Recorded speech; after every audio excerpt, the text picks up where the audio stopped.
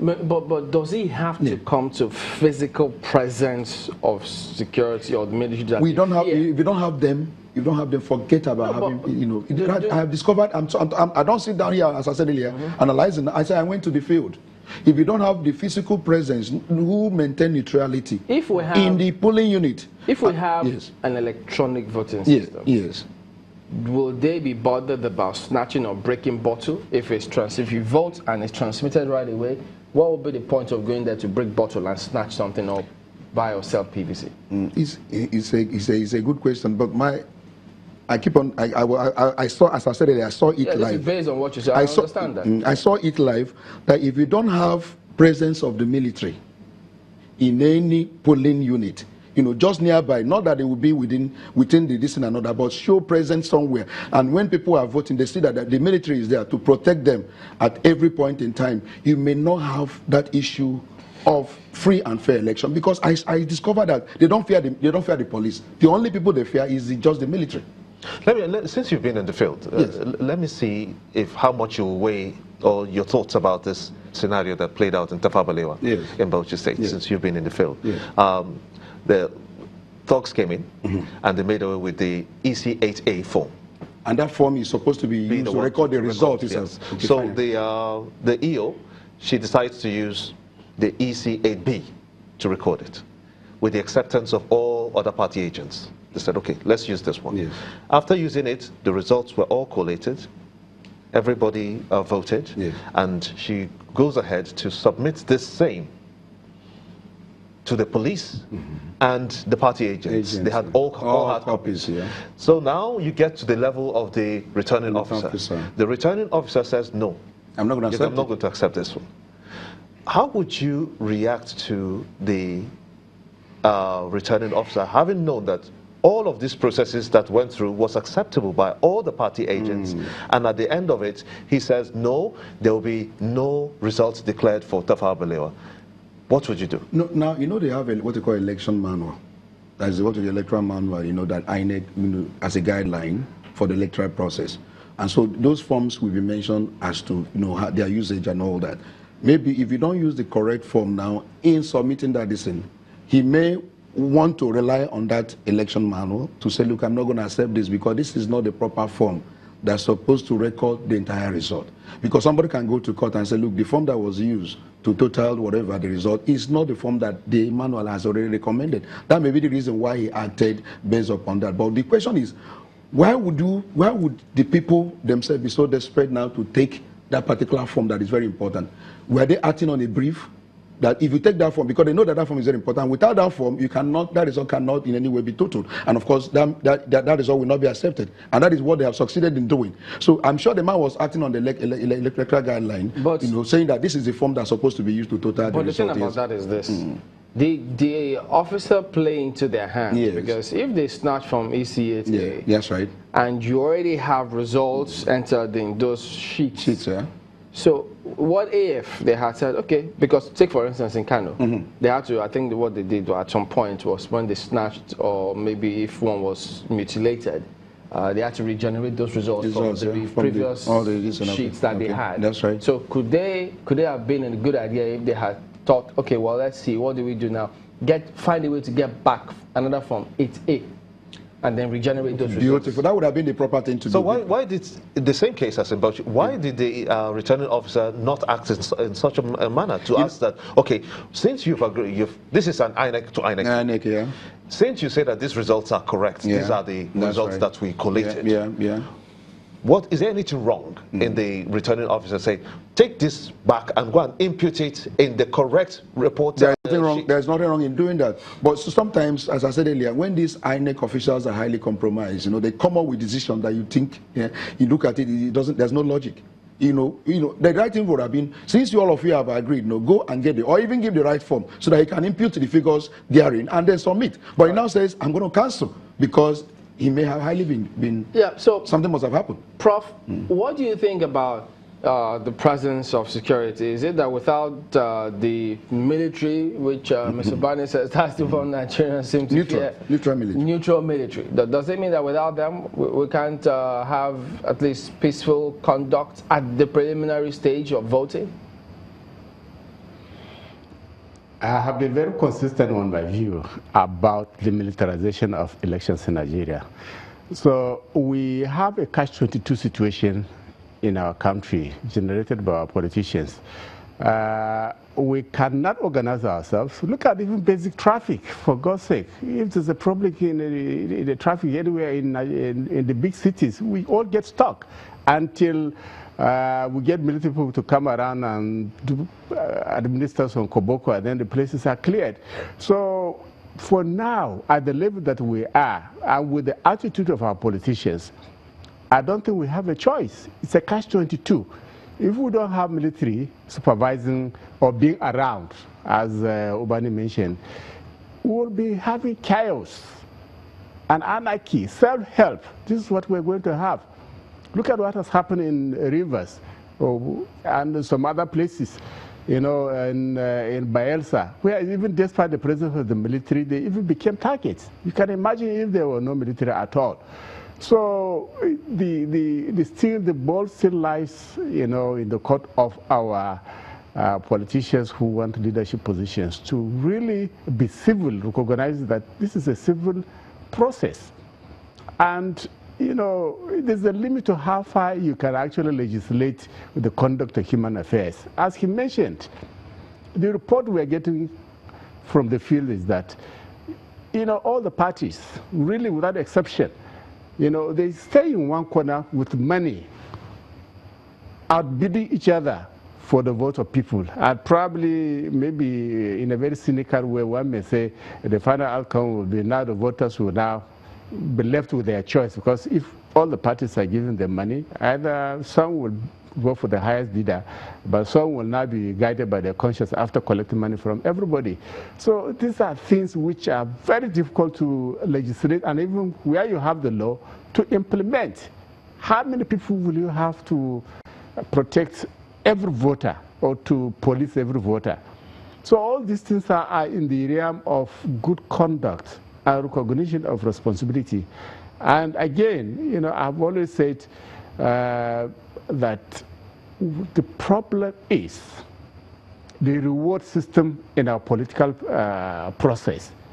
As he mentioned, our politicians are over-rewarded. There's too much money, and most of it illegal. But even the legal ones is too much. So unless we address some of these concerns, there's no reason why we shouldn't have part-time legislators, for instance. But now, who is going to bail the cat? Because all these things have to be legislated or have to be provided by law. And I bet the crop of people we have at the moment will not recognize, will not even go allow any bill to go past the first reading, where the purpose is to legislate on their status and their income. So it's a very difficult problem for us. But for now, to come back to your question, we cannot do without the presence of the military. And probably working in combination with the police, the civil defense that they have been doing, because the number would not be enough. Look at the overstretch all over the country. Mr. Bani, concerning where we left off in terms of us organizing ourselves, give an example of the traffic. But you know, it's still, for those who may disagree, saying, look, we do have companies in this country. Look at the multinational companies in this country. They are indeed there. They are even as little as the zebra crossings. All of those are all obeyed. You don't have people standing over their heads, pointing a gun over their heads. Things can work. It's just for us to get the right kind of people in those positions, and it will work. It will work, but you need to do a lot of education. I also discovered that the people in the rural areas do not have much of political education. We concentrate here in town without... In terms of getting the system to work. To work. Look at the Shells, the Chevrons, go to those complexes. Things are working. Yeah, the average white man, before... No, the Nigerians who are working working there, because the system... No, I agree with you, because the system has been set in place that is in order. So you cannot breach the system. Here is that our own foundation is always very faulty. And Bible says when the foundation... What is our foundation? The leadership? The leadership, the system is a systemic problem. Everything about us does not stand on very good tripod. What about the followership? The followership has an issue too. it's the followership that also determines even the leadership. Because that's what has happened now in all these choices we have made. Even those who are not performing, we are returning them, with massive vote or rigged vote, whatever it is. But I think we must try as much as possible to engage in this vigorous advocacy, vigorous training, vigorous saying it the way it's supposed to be, and then practice it. Because I also discovered that most people here that sit on television and pontificate, when you come to their private lives, they don't even live lives they come here to talk about. I'm telling you, you get closer to them, their life is at variance. We come here, criticize leadership. Little thing we do in our own various offices or having relationship with people and all that, we find out that most of them don't even have any integrity. So it must start with me as an individual. If I come here to talk about good leadership, if I come here to talk about things that are supposed to be done properly, somebody should see me when I'm driving. When I get to the traffic, I should be able to stop. Because I come here to talk about it. When people are working for me in the office, I should be able to pay them salary and all that. So our own example also matters. When we pontificate, let us also practice what we are preaching. Most people in Nigeria, they don't practice what they preach. So it must start with me, it must start with you. Professor Maman, yes. I'd like to take you up on you said something the other time about the individuals who are involved in the process. I'm interested in that, in the collation point. We've had issues. For instance, one of the, I think it's in Imo, where 2 electoral officers were ordered arrested on the spot for electoral malpractice. And that's the only one we saw. What is your take on the quality or caliber of people who were recruited ad hoc for this process? What's your take on the process and the caliber of the people involved in the process? Well, if out of 36 states we have problem in one state, probably a few unreported cases here and there, I think it's we have a pass mark there. We have a very good result. By and large, as we have been talking about, there is something about our environment which actually allows this kind of thing to happen. The level of inducement which is offered to officials is mind-boggling.